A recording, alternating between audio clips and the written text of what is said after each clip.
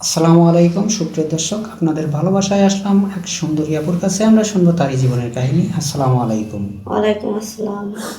আপু কেমন আছেন? আলহামদুলিল্লাহ ভালো আছি। আপনারা ভালো আছেন? জি আলহামদুলিল্লাহ, আমি অনেক ভালো আছি। তো আপু, আপনার নামটা আর আপনার পরিচয়টা আপনি একটু দর্শকদের মাঝে তুলে ধরেন। আপনি কোথা থেকে এসেছেন, আচ্ছা, কেন এসেছেন? আমার নাম মিথিলা। আমার গ্রামের বাড়ি রংপুর। আমার ফ্যামিলিতে আমি আর আমার মা। আমি বিবাহিত, বাট বিধবা। মানে আমার হাজব্যান্ড 1 বছর আগে রোড অ্যাক্সিডেন্টে মারা গেছে। আমার বিবাহিত জীবন 1 বছরের, কোনো সন্তানাদি নাই। এর আগেও আমি আসছি অনলাইনে 2 একবার। তো এখনো পর্যন্ত আমি আমার যোগ্য কোনো লোক পাই নাই, যে কারণে আবারও পুনরায় আপনাদের কাছে আসা।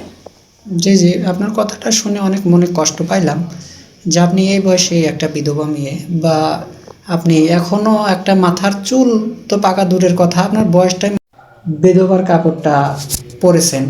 তো আশা করি ইনশাল্লাহ অবশ্যই আপনার মনের যে কষ্টটা আছে এটা নিবারণ হবে। তো আমাদের এখানে আসছেন, কেউ নিরাশা হয় নাই, অবশ্যই মনের আশাটা পূর্ণ হয়েছে। তা আপনারও হবে ইনশাল্লাহ আশা করি। তো এটা নিয়ে কোনো মন খারাপ করবেন না কখনো। তো যাই হোক, এখন আপনি লেখাপড়া করছেন এসএসসি পর্যন্ত না? জি জি। ও আচ্ছা। তো আপনি এই যে এখানে যে আসছেন, যদি কোনো প্রবাসী ভাই আপনাকে দায়িত্ব নেয় বা নিতে চায়, তাহলে আপনার সাথে যোগাযোগ করবে কিভাবে? আসলে আপনারা তো আগেই বলছি যে আমি আগে একটা বাটন ফোন চালাইতাম, কিন্তু ফোনটা সমস্যা দেওয়াতে এখন বর্তমানে ফোন হাতে নাই। আর আমার আম্মুর দিন দিন যেহেতু অসুস্থ, ওষুধের খরচ সামলাইতে আমার দিন যায়। তো আমি একটা নতুন ফোন চাইলেও কিনতে পারতেছি না। তো সেক্ষেত্রে আমি আপনাদের সাথে যদি যোগাযোগ করে আপনারা আমি যেরকমের চাচ্ছি তাহলেই আমাকে বলবেন। জি জি, বুঝতে পারছি যে আপনি এক কথায় যে চাচ্ছেন যে আপনার ফোন কেনার মতো কোনো সামর্থ্য এই মুহূর্তে নাই।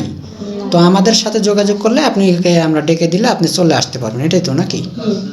তো ঠিক আছে, যদি কোনো ভাই আমাদেরকে নক দেয় তাহলে অবশ্যই আপনাকে আমরা নিয়ে আসব, নিয়ে এসে সেই ভাইয়ের সাথে যোগাযোগ করাইয়া দিব। তো একটা কথা কি আপু, যে অনেকেই বলে যে ভাই বিধবা আর অবিবাহিত মেয়ে আপনাদের এখান থেকে যে কোনো মেয়ে নিলেই দেখা যায় যে কিছুদিন কথাবার্তা বলার পরে আর আমাদের সাথে যোগাযোগটা করে না। এর জন্য আমরা অনেক কষ্ট পাই এই কথা শুনলে, যখন আমরা শুনি, বা আমাদের অনেক মনে আঘাত লাগে, বা আমাদের চ্যানেলের অনেক সম্মানহানি হয়। ঠিক আছে? তো আশা করি আপনি এরকম কখনো যেন এরকম কোনো কাজ না আসলে করেন। কি, আমি চাচ্ছি যে আমি একজন ভালো মানুষ পাই এবং তার সাথে সারা জীবন সংসার করি। কিন্তু দেখা যায় অনেকে যোগাযোগ করে, কিন্তু তারা বিয়ে করার জন্য না, জাস্ট কথা বলার জন্য। কিন্তু তাদের সাথে তো কথা বলা যায় না ভাই। জি জি, বুঝতে পারছি। মানে যে শুধু মজা নিতে চায় সবাই, কেউ মনের থেকে দায়িত্ব নিতে চায় না। এটা তো আসলে বাস্তব কথা। তো যাই হোক, মেয়েটার কোনো ফোন নেই, মানে আমাদের নাম্বার দেওয়া থাকবে, মানে ইউটিউব চ্যানেল কর্তৃপক্ষের নাম্বার দেওয়া থাকবে। কেউ অযথা ভিডিও কল দেবেন না। ভালো থাকবেন, সুস্থ থাকবেন, এই বলে শেষ করছি। আল্লাহ হাফেজ।